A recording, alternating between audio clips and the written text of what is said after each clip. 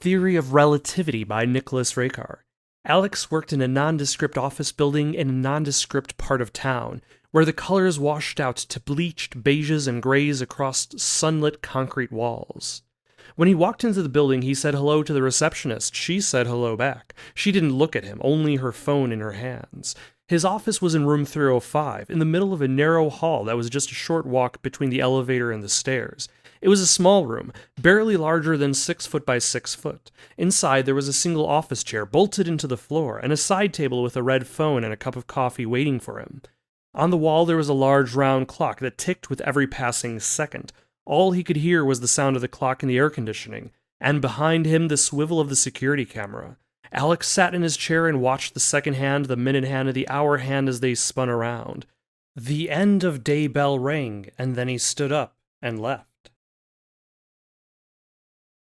Alex lived in a nondescript apartment building in a nondescript part of the city, where the streetlights shined bright against the rusted, chipped brick surfaces. The parking garage across the street was nearly full by the time he came home. Toward the bottom, in reserved spots, there were shiny new cars. As he drove higher, he passed older second-hand, third-hand cars damaged by rust and wear, until he found a spot he could park.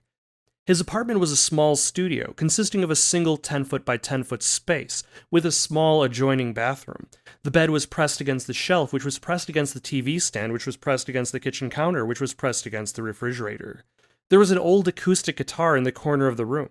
He picked up the guitar and tuned it. The traffic noise overlapped a news broadcast from down the hall, muffled slightly by walls and distance. He plucked a few notes. It was the beginning of a song he was writing. The phone rang and he set the guitar down. Alex met his friends in a nondescript bar on a nondescript street, where the neon signs emitted strobing red lights that pulsated along with the music that spilled out. Nothing but the blown-out sound of bass vibrating across brick, glass, and concrete. Jim and Rebecca were there, along with Bobby, Billy, and Marianne. Beers were brought to the table, with the exception of 1 Coke with rum, 1 whiskey, and 2 gin and tonics. The waitress came and went, to wherever she was needed most. Jim and Rebecca had moved in together. Bobby was running a marathon that month, and the beer he held was the third to last one he'd have before he'd force himself into temporary sobriety. Billy was busy with work, and Marianne was planning out an island getaway. They drank until their glasses were dry, and then drank some more. He went home and collapsed on the bed. He woke up, the alarm blaring klaxon in his ear. He drove to work, climbed up to his office, and sat in his chair.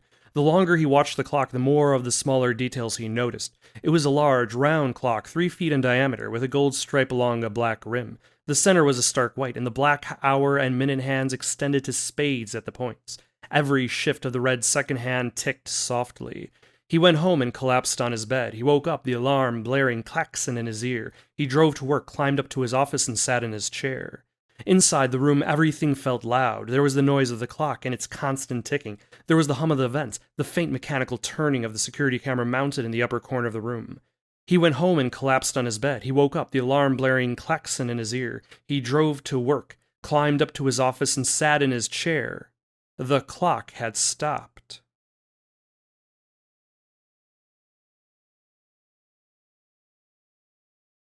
Outside the office, there was the sound of footsteps, a cough, and then the door shut, and there was nothing but the hum of the vents and the swivel of the camera. He stepped forward, staring at the stopped clock. He looked up at the camera and then back at the clock. The coffee was there as always, beside the red phone. He slowly sat in his chair and picked up the phone and pressed it against his ear, staring at the clock.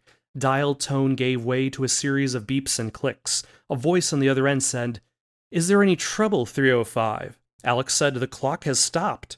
"We are aware of the issue." He looked from the clock to the security camera and back. "Should I be doing anything differently?" "No, sir. Just keep up the good work." There was a click on the phone and then dial tone. He set the receiver back and looked for his cup of coffee. He sipped the coffee and watched the stopped clock, and listened to the hum of the ventilation and the mechanical swivel of the camera.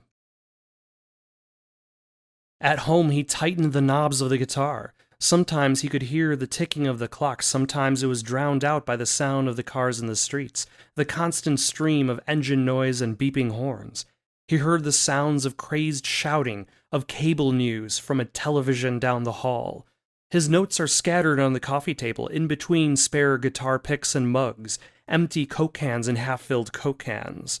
The TV is on, but the sound is off as he plucks at his guitar. It takes him a moment to remember the placement of his fingers on the strings, for the weight of the guitar to settle into his lap. He strummed the guitar, and sometimes he sang and sometimes he shuffled his notes around. He played a little bit of one song and a little bit of another, starting and stopping, fixing and unfixing. There was an album on his table spread across his notes. There was a song about love, a song about dreams unfulfilled. He sang about the death of passion into the night until he stopped. The televisions at the bar were mostly tuned to a golf game, a few to a golf commentary channel. One television, off in the corner, played the Chuck Norris film Firewalker.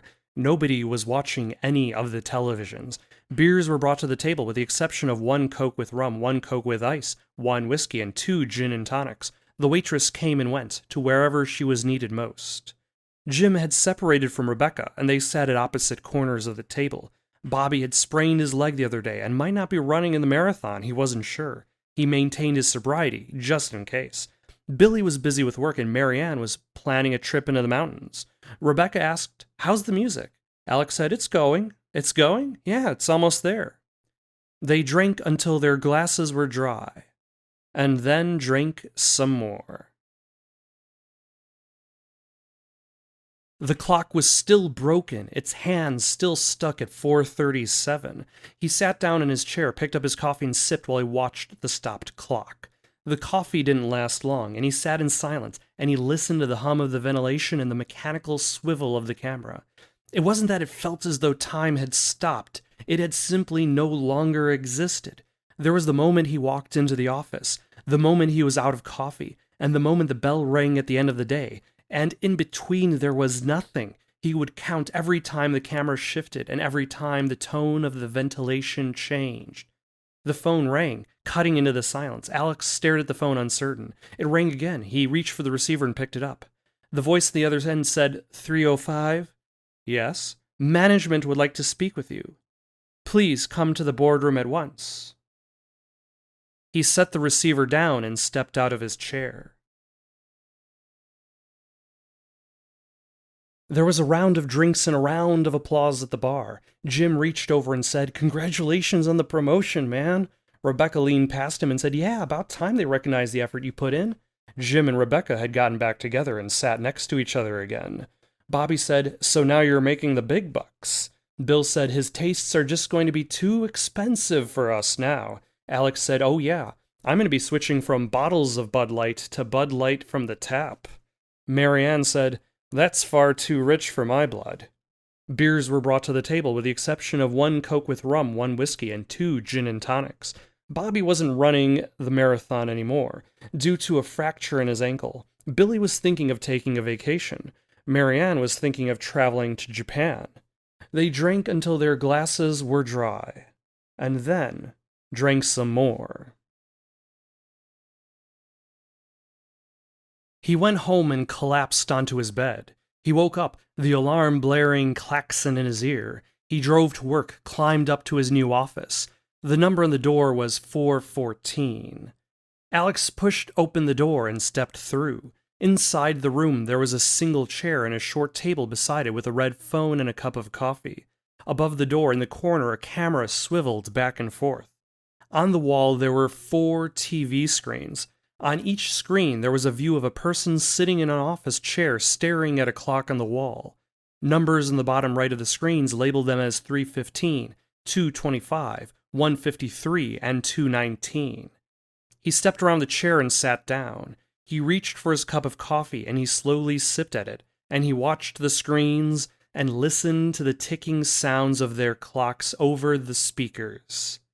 The end.